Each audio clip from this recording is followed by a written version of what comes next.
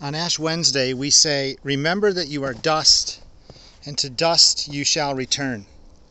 And we wipe ashes on our foreheads in the sign of the cross. The cross was an instrument of torture and death.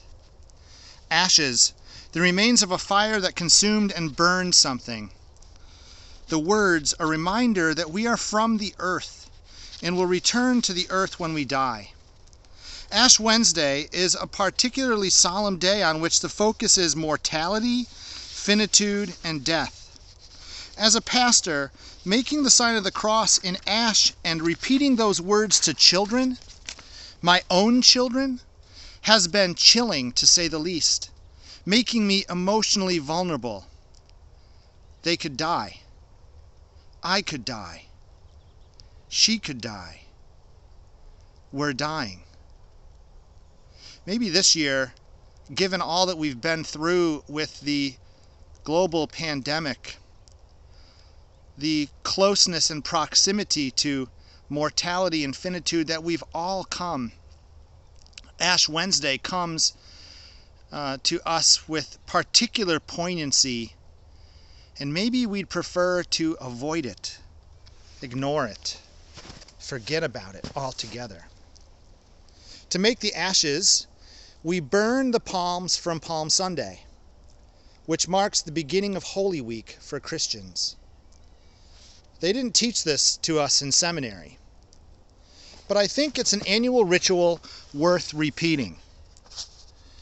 Like a burnt offering to the heavens, a smoky prayer. We are dying. Lord, we are dying. We are soon no more. We are like these palm branches, once a living part of a tree, cut off and thrown into the fire until we are consumed. The earth is on fire. We've set it on fire. We are consuming the earth at an unsustainable rate. Humans have exceeded the ecological limits of the planet. The earth is on fire. The causes?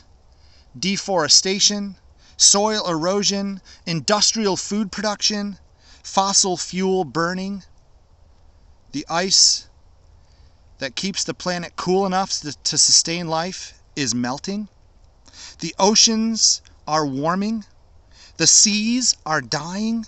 Biodiversity is in decline, rapid decline. The temperature is rising. Severe weather, storms, wildfires, droughts, floods are symptoms of the imbalance that we have caused. Species loss is devastating. The earth is on fire. Ashes to ashes, dust to dust. Remember that you are dust, and to dust you shall return. But this is not what God intends for God's creation. This is not the end of the story. God intends life, harmony, balance. God's creation is restorative, often not because of us, but in spite of us. Nevertheless, we human creatures, made in God's image and made from the soil of the earth, we're supposed to care, to responsibly care for the life of the world. We have to care. Life depends on our caring. So this Lent, the next 40 days, I invite us to build an ark together. That's right. That's right. Like the Noah's Ark from the book of Genesis. Let's build a sustainable earth community, an ecosystem of life, a shelter from the storm. Let's rethink sanctuary to include the ways we make sacred space for the non-human world to thrive. In Lent, we are invited to give and fast and pray as our spiritual disciplines. I invite you to give generously to organizations dedicated to restoring the rainforest, planting trees, rebuilding habitat for endangered species, and farming sustainably. I think about in our own neighborhood, the Lancaster Conservancy and the work that they do. I invite you to give your food waste for compost to rebuild the soil. We've been collecting our food waste in our composting bucket, and I've brought it here to the Whittle farm today to add to our compost bin here. And I invite you to do the same, whether you compost in your own yard or you want to share your compost with a local farm, including the Whittle farm. I invite you to give that way this year.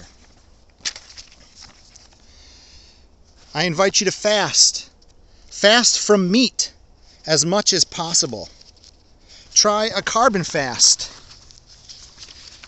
Learning about your carbon footprint and finding ways to curb your fossil fuel consumption. Pray for wisdom, pray for harmony, pray for bold public leadership at high levels of government and business to undergo massive change in the ways we produce and consume. And again, during this season of Lent, may you, alive in the Spirit, become a healer for the sake of all that lives and breathes and moves on the earth, from the microbes in the soil to the blue whale in the sea.